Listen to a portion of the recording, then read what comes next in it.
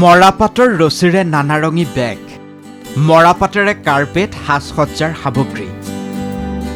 এই সামগ্ৰীবোৰ হাতেৰে বনাই স্বাৱলম্বী হৈছে অসমীয়া নাৰী।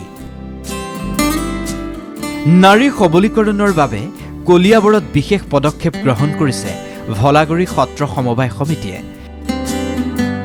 ক্ষুদ্ৰ উদ্যোগ প্ৰতিষ্ঠাৰ জৰিয়তে গ্ৰাম্য মহিলাসকলক সবলীকৰণৰ পদক্ষেপ কলিয়াবৰৰ এই ভলাগুৰি সত্ৰ সমবায় সমিতি লিমিটেডৰ।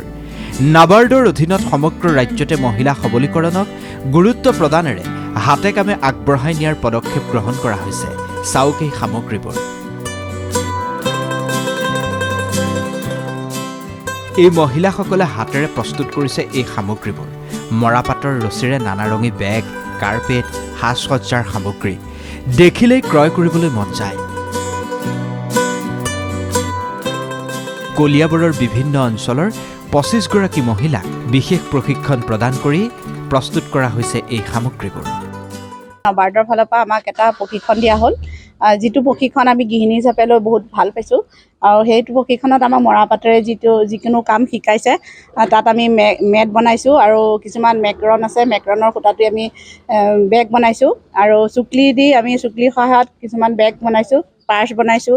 গতিকে সকলোখিনি বস্তু বনাই ভাল লাগিছে আৰু আগন্তুক দিনতো যাতে আমাক আৰু প্ৰশিক্ষণ দি ভোলাগুৰি সমবায় সমিতিয়ে আমাক সহায় কৰে, তাৰ ওপৰত মই ধন্যবাদ জনাইছোঁ। মহিলাসকলে প্ৰস্তুত কৰা সামগ্ৰীসমূহ বজাৰত বিক্ৰী কৰিব পৰাৰ লগতে এই সামগ্ৰীসমূহ অনলাইনৰ বিভিন্ন এপছৰ জৰিয়তে বিক্ৰীৰ সুবিধা কৰি দিব বিভাগে। আমাৰ ২৫ গৰাকী মহিলা আছে, তেওঁলোকে আমাক লোনৰো সহায় কৰি দিব আৰু যিবোৰ আমাক মেটেৰিয়েল লাগে সেইবোৰ আমাক নাবাৰ্ডে যোগান ধৰিব আৰু বস্তুখিনি আমি বনোৱাৰ পিছত তেওঁলোকে লৈ যাব, লৈ পেলাই মানে ক'ত বিক্ৰী কৰিব লাগে সেইটোও তেওঁলোকে ঠিক কৰি দিব।